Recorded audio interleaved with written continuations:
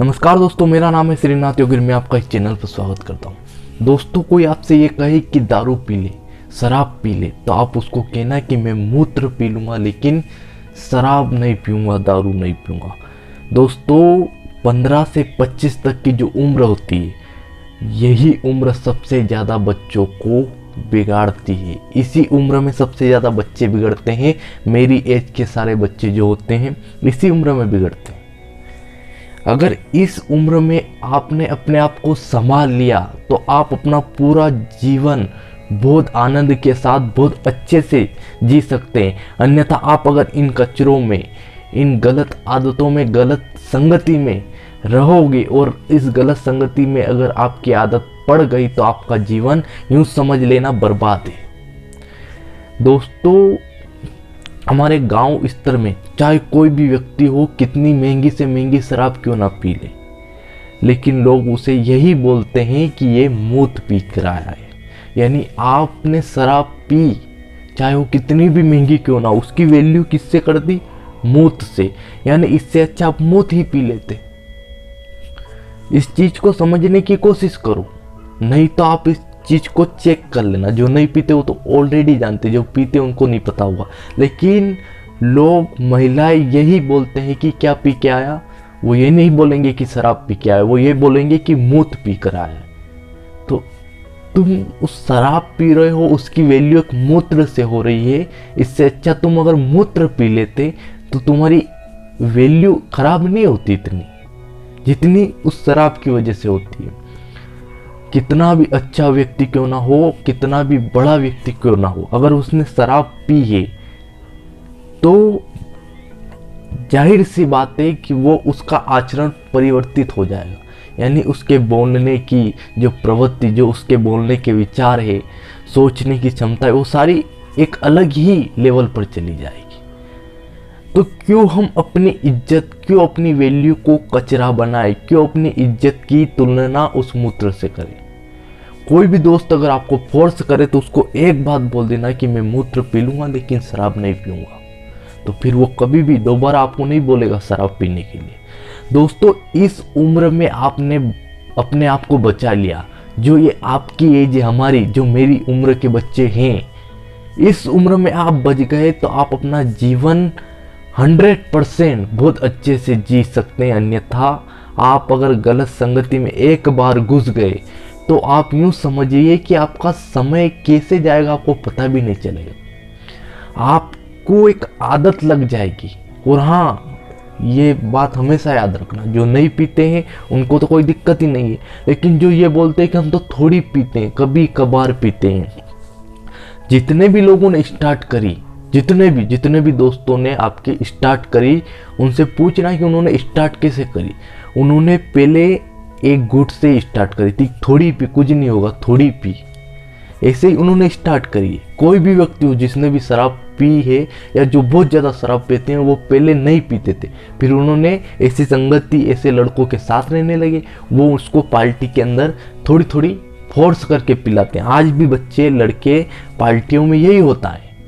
Beer की party तो होती है दूसरी चीज़ों की, लेकिन उसमें बियर, सिगरेट, ये आम बात है। चाहे वो गांव स्तर हो, शहरी स्तर हो या किसी भी जगह हो।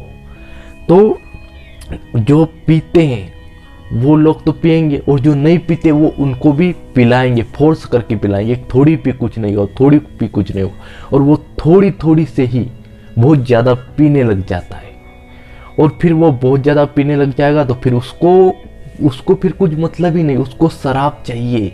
भाई, मैंने ऐसे हजारों लोगों को देखा है दारू पीकर ऐसे ही घूम रहे, जिनकी फैमिली रोटी के लिए तरसती है, उनकी पत्नी उनको गालियां देती है। साले तुम, मतलब हो क्या जाता है तुमको?